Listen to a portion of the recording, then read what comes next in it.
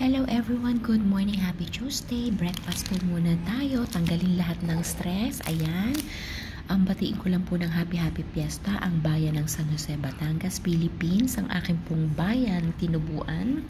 Happy fiesta po sa lahat ng mga Batangueña, sa lahat ng mga San Joseñans all over the world. Ayan, kakain po muna tayo kasi expired po nitong pudding na to. Nabili ko po to last Sunday, ayan, sa day to day. At ang ating kape, syempre, lagyan po natin ng konting gatas. Huwag po tayong magpaka-stress kahit napaka-stressful ng ating araw. Lagi po tayong ngumiti, magpasalamat sa Panginoon sa another araw. Ginising tayo ng maayos at mag-pray po tayo for our good health. Pray lang, tiwala lang at kapit lang. Lahat naman po may pagsubok pero kaya yan. So ayan, mulit-muli happy fiesta po sa lahat ng mga taga San Jose, Batangas, Philippines.